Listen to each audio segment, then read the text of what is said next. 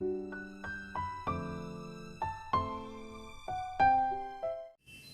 my dear students. Once again, I welcome you all to your own channel, Noble Mathematics. We'll find a way or make one. In today's session, you are going to learn about the graphs of polynomials. That is, graph of a linear polynomial, quadratic polynomial, and a cubic polynomial. The first one is the graph of a linear polynomial. The standard form of a linear polynomial is p of x is equal to ax plus b. For example, p of x is equal to 2x minus 5. By replacing x with 1, we get a p of 1 is equal to 2 into 1 minus 5, that is minus 3. And replacing x with 4, we get a p of 4 is equal to 2 into 4 minus 5, that is equal to 3.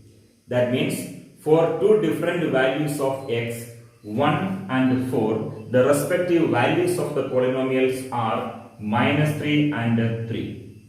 Here, I just replace p of x with y. As a result, I get two coordinates, two pairs of coordinates. Now, plotting these two pairs of coordinates in a graph paper, you get the graph like this. X coordinate 1, y coordinate minus 3, and x coordinate 4, y coordinate 3, and joining these 2 points, we get a straight line. So, we can say that the graph of a linear polynomial is a straight line which will cross the x-axis at most through one point. Here, the graph, which is a straight line, crosses the x-axis through this point. So, the conclusion is the graph of a linear polynomial is a straight line which will cross the x-axis at most through one point, which shows that a linear polynomial has at most one zero or root. The zero of a polynomial is also called the root of the polynomial. Now it is quadratic polynomial. The standard form of a quadratic polynomial is ax square plus bx plus c, and a is not equal to 0. For example, p of x is equal to x square minus 2x minus 8. If I replace p of x with the y, we get an equation in the form of y is equal to x square minus 2x minus 8. Here I am going to substitute different values of x. The different values are minus 4, minus 3, minus 2, minus 1, 0, 1, 2, 3, 4, 5, 6. So these are the different values I substituted here in place of x. As a result, I got the respective values of p of x, that is the respective values of y.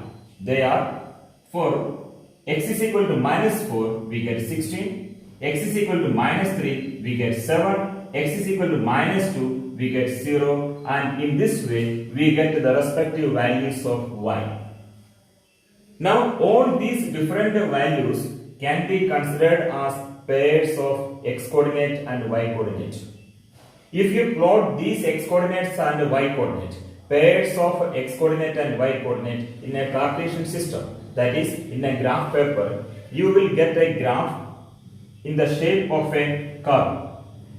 This shape is called a parabola.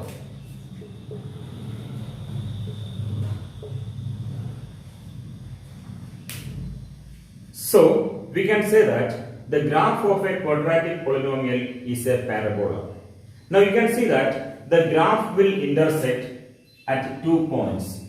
That is, the graph of a quadratic polynomial can cross the x-axis at most through 2 points, which shows that a quadratic polynomial has at most 2 zeros or 2 roots.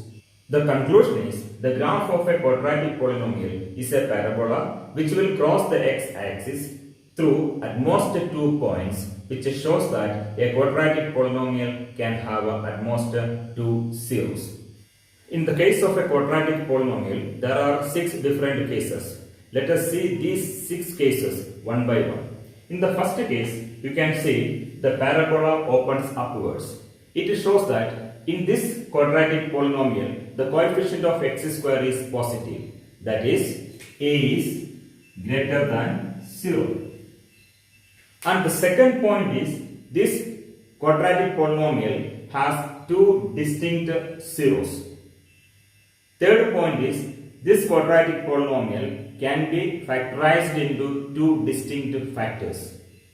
The second case, you can see the parabola opens downwards, which shows that in this quadratic polynomial, the coefficient of x square is negative. That is, the value of a is less than 0.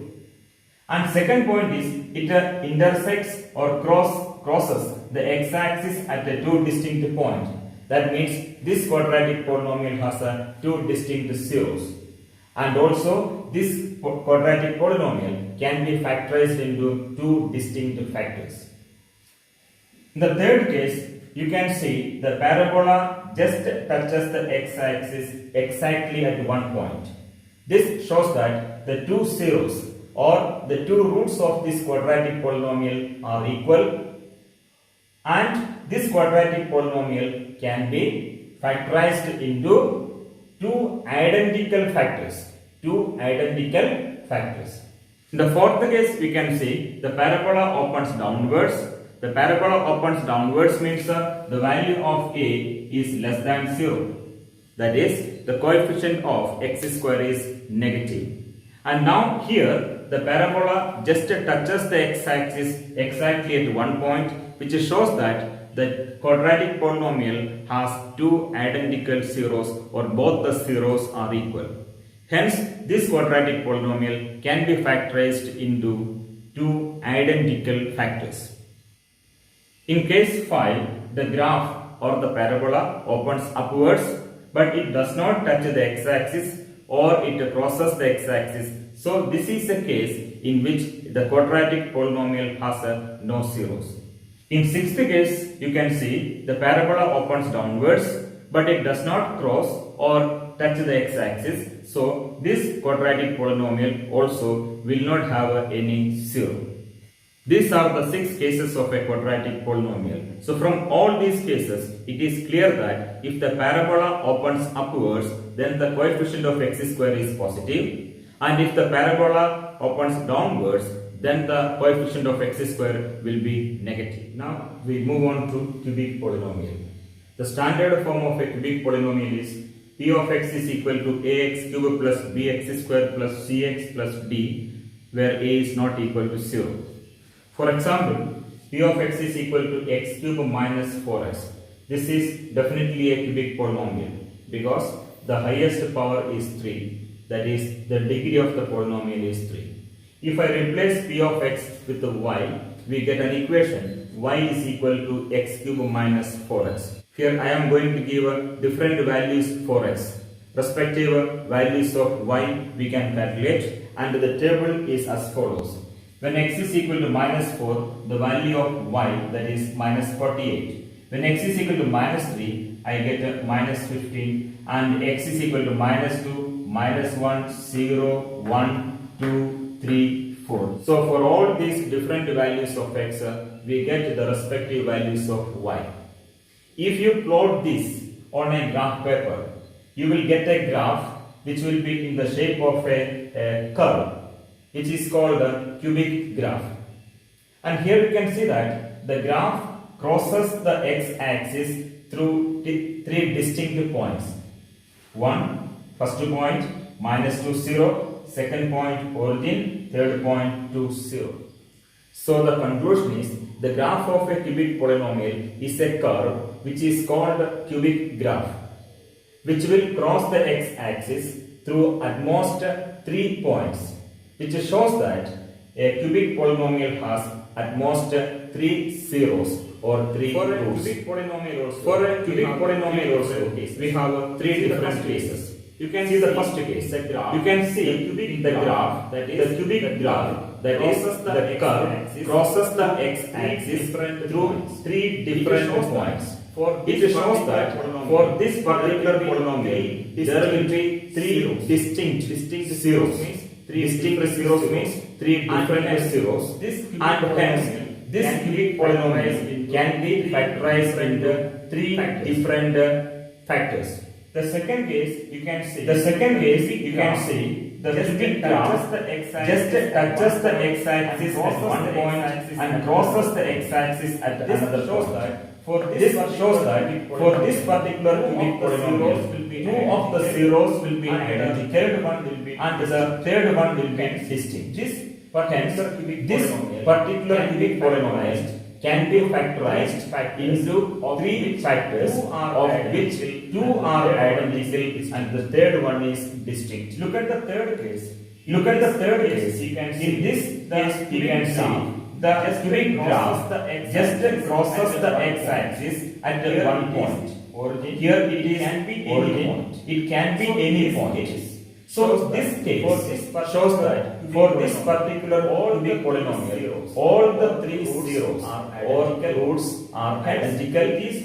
Hence, it is factorizable into three identical. So these are the three different cases. Let us understand the geometrical meaning of zeros of a polynomial. For a linear polynomial, there is only one zero, and the graph of the linear polynomial crosses the x-axis through at most one point. Here, the zero of the linear polynomial will be the x-coordinate of the point where the graph crosses the x-axis. For a quadratic polynomial, there are two zeros, at most two zeros. Therefore, the graph of a quadratic polynomial will cross the x-axis through at most two points.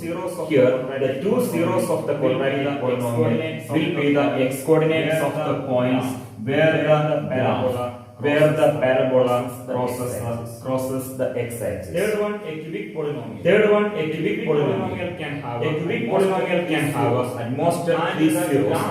And the graph, that is the cubic graph, can cross the x-axis at most through 3 points. The three zeros of the cubic polynomial will be the x-coordinates of the points where the graph crosses the x-axis. That is, there is a relation between the zeros of a polynomial and the points where the graph of the polynomial crosses the x-axis.